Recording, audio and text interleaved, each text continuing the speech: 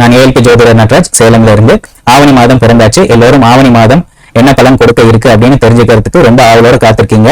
நானுமே பலன்களை சொல்றதுக்கு ஆவலோட காத்திருக்கேன். அதுக்கு முன்னாடி இந்த ஏஎல்பி என்னும் துல்லியமான மற்றும் எளிமையான ஜோதிட முறையை கண்டறிந்து நமக்கு கொடுத்த ஐயா திரு பெருவுரைமூர்த்தி அவர்களை வணங்கியும் நன்றி சொல்லியும் இன்னைக்கான பலன்களை பார்ப்போம். ஒரு முக்கியமான விஷயம் என்ன அப்படின்னு பார்த்தோம்னா, இது மற்ற ராசி பலன்களை போல கிடையாது. இது லக்னத்திற்கான பலன். அதிலும் குறிப்பாக இன்னைக்கு உங்களுடைய வயதினுடைய லக்னம் என்னவோ அந்த லக்னம், அதாவது அக்ஷய லக்னம் அப்படின்னு சொல்லப்படக்கூடிய வயதோட்ட லக்னத்திற்கான பலன்கள் தான் இது.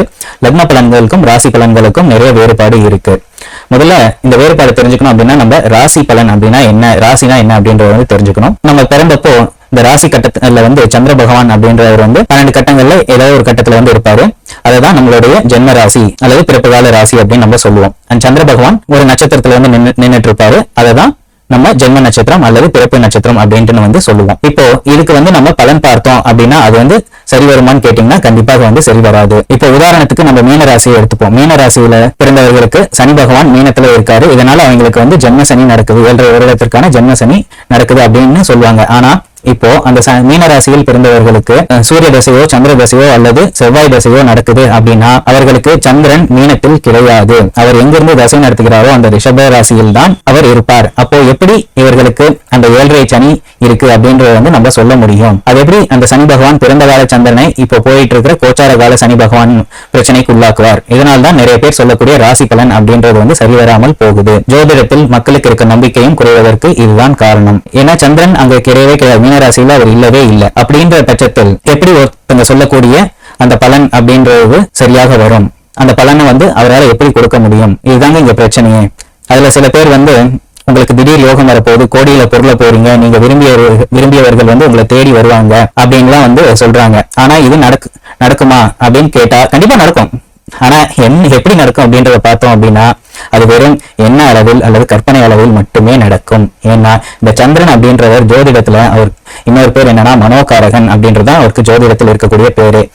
அப்படின்ற பட்சத்துல இந்த சந்திரன் என்பவர் மனதை ஆள்பவர். அப்போ எப்படி ஒரு செயலை நிஜத்துல நமக்கு செய்து கொடுக்க முடியும்? அதனால்தான் வெறும் கற்பனைகள்ல மட்டுமே தான் இந்த ராசி பலன் இருக்குமே தவிர அது நடைமுறைக்கு ஒத்து வராது. அதனால்தான் நம்ம ஏஎல்பியில் என்ன பண்றோம் அப்படின்னு பார்த்தா இந்த ராசி பலன் எதுவும் பார்க்கிறது கிடையாது. நம்முடைய இன்னைக்கு வயதோட்ட லக்னம் என்னவோ அந்த லக்னம் எங்க இருக்கோ அதுக்கு தான் நம்ம பலன் பார்த்து சொல்றோம். ஏன்னா நம்மளுடைய உடல் இப்போ இந்த உடல் புள்ளி எங்க இருக்கோ அங்கிருந்துதான் நமக்கான நிகழ்வுகள் எல்லாமே நடக்க போகுது. இன்னும் கொஞ்சம் ஆழமாக போய் பார்த்தோம் அப்படின்னா நம்ம நினைச்ச மாத்திரத்துல நம்மளுடைய மனது நம்ம எங்க இருக்கணும்னு நினைக்கிறோமோ அங்க கொண்டு போய் விடும். இப்ப அமெரிக்காவில போய் இருக்கணும் அப்படின்னு நினைச்சோம்னா அடுத்த நொடியே இல்லை, அந்த நொடியே நம்மள கொண்டு போய் அமெரிக்காவில விட்டுரும். அடுத்த நொடியே நம்ம கடல் கடியில இருக்கணும்னு நினைச்சோம்னா கடல் ஆழத்துல கொண்டு போய் விடும். இல்ல இமயமலை உச்சியில இருக்கணும்னு நினைச்சோம்னா இமயமலை உச்சியில கொண்டு போய் விட்டுடும். இல்ல வேற்று கிரகத்துல போய் இருக்கணும்னு நினைச்சோம்னா அந்த நொடியே வேற்று கிரகத்துல கொண்டு போய் நம்மள விட்டுடும். இல்ல நமக்கு பிடிச்சவங்க கூட இருக்கணும் அப்படின்னு கற்பனை பண்ணாலும் அவர்கள் கூட இருப்பது போல் நமக்கு இந்த கற்பனையை ஏற்படுத்தி கொடுக்கும். ஆனா அதனுடைய வரையறை அதோடு சரி. ஆனால் நம்ம உடல் அப்படி கிடையாது. நம்ம உடல் அப்படிங்கிறது உண்மையிலேயே நகர்ந்தாகணும். நகர்ந்து அது ஒரு செயலை செய்யுது அப்படின்னாதான் அதற்கான சாதக பாதக பலன்கள் நமக்கு கிடைக்கும். அதை துல்லியமாக சொல்லக்கூடியதுதான் இந்த அட்சய லக்ன பദ്ധதி அப்படின்ற எளிமையான துல்லியமான ஜோதிட முறை. உங்களுடைய வயதோட லக்னம் என்ன அப்படின்னு தெரிஞ்சுக்கணும்னு விருப்பப்படுறீங்க அப்படின்னா பிளே ஸ்டோர்ல நம்மளுடைய பெருவுரைமூர்த்தி ஐயா உருவாக்கிய ஏஎல்பி ஆப் இருக்கு. அதை டவுன்லோட் பண்ணி உங்களுடைய பிறந்த நேரம், பிறந்த தேதி மற்றும் பிறந்த ஊர் இந்த 3 தகவல்களையும் கொடுத்தீங்கன்னாவே இன்னைக்கு உங்களுடைய வயதோட்ட லக்னம் என்ன அப்படின்றது அதிலே தெளிவாக காமிச்சிடும். அதை பார்த்தே நீங்க பலன்கள் தெரிஞ்சுக்கலாம். இந்த ராசி பலன்களை நம்பி ஏமாறாதீங்க.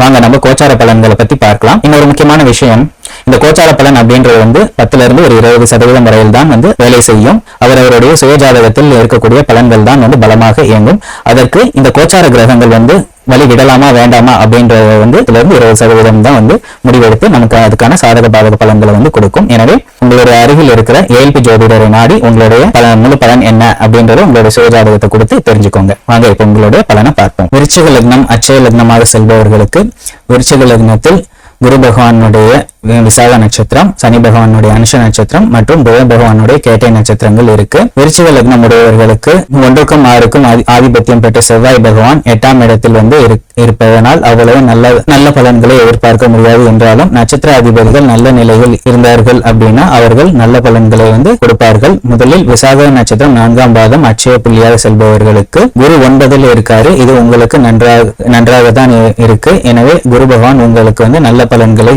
கொடுப்பதற்கு கடமைப்பட்டு இருக்கிறார். அதே போல அனுஷம் 1, 2, 3, 4 பாதங்கள் அச்சய புள்ளிகளாக செல்பவர்களுக்கும் சனி பகவான் பூர்வ புண்ணியஸ்தானத்தில் அதாவது 5ஆம் இடத்தில் இருக்கிறார். இதனால் இந்த விசால நட்சத்திரக்காரர்களுக்கும் அனுஷ நட்சத்திரக்காரர்களுக்கும் நீங்கள் எதிர்பார்த்தது எண்ணியவாறே நிறைவேறக்கூடிய காலமாக இருக்கு. இருந்தாலும் தொழில் மற்றும் வேலையில் அதிக கவனமாக இருப்பது நல்லது. இந்த காலகட்டத்தில் தொழில் மற்றும் வேலை சார்ந்த முடிவுகள் எடுப்பதை நீங்கள் தள்ளி வைப்பது மிகவும் நல்லது. கேட்டை நட்சத்திரக்காரர்களுக்கு 9ஆம் இடத்திலிருந்து புதன் பெயர்ச்சியாகி 10ஆம் இடத்திற்கு அதாவது சிம்மத்திற்கு வருவதால் தொழில் சம்பந்தப்பட்ட விஷயங்களில் நீங்களே ஒரு அழுத்தத்தை ஏற்படுத்திக் கொள்வீர்கள்.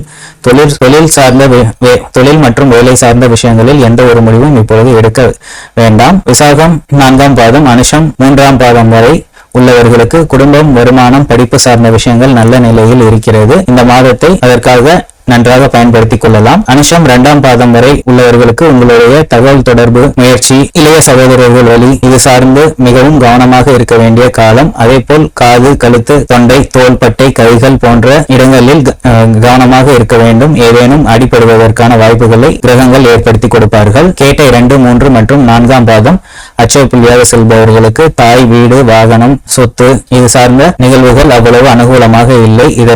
இதற்கான செலவுகள் செய்வதற்கான காலகட்டமும் இதில் இருக்கும் பிரச்சனைகளையும் தீர்த்து கொள்வதற்கான காலகட்டம். உங்களுடைய சுய ஜாதகத்தை பார்த்து உங்களுக்கான முழு பலன் எப்படி இருக்கு அப்படின்ட்டு தெரிந்து கொண்டு பிறகு சம்பந்தப்பட்ட முடிவுகளை நீங்கள் எடுப்பது நல்லது. அனுஷம் 2 வரை அச்சய புள்ளியாக செல்பவர்களுக்கு திருமணம் சார்ந்த உறவுகள், நண்பர்கள் சார்ந்த விஷயங்கள் அவ்வளவு அனுகூலமாக இல்லை. உங்கள் சூழ்நிலைகளை நன்கு ஆராய்ந்த பிறகு இது குறித்த மற்றும் உங்கள் தொழில் வேலை குறித்த முடிவுகளை எடுப்பது சிறந்தது. சிலருக்கு நண்பர்கள் மற்றும் வாழ்க்கை துணை மூலம் தொழிலுக்கான கடன் கிடைக்கப் பெறுவதற்கான வாய்ப்புகளும் உண்டு. அனுஷம் 4, கேட்டை 1, 2, 3 பாதங்கள் அச்சய புள்ளியாக செல்பவர்களுக்கு வாழ்க்கை துணையுடன் கருத்து வேறுபாடு உண்டாவதற்கான காலம். எனவே மிகவும் கவனமாக இருக்க வேண்டும். திருமணத்திற்கு எதிர்பார்த்து கொண்டிருப்பவர்களுக்கு வரன் தொலைதூரத்தில் இருந்து அமைவதற்கான வாய்ப்புகள் ஏற்படும். இந்த கோச்சார பலன்கள் எல்லாமே 10லிருந்து 20% வரைதான் கோச்சார கிரகங்கள் கொடுக்கும். அதுவும் உங்களுடைய சுய ஜாதகம், பிறப்பு கால சுய ஜாதகம் அனுசரித்து அதற்கு அனுமதி கொடுத்தால் தான் இந்த கிரகங்கள் வழிவிடலையா அப்படின்றத தெரிஞ்சுக்க முடியும். அதற்காக உங்கள் அருகில் இருக்கும் ALP ஜோதிடரை பார்த்து அவரிடம் உங்கள் ஜாதகத்தை காண்பித்து உங்களுடைய பலன்களை தெரிந்து கொள்ளுங்கள். நன்றி, வணக்கம்.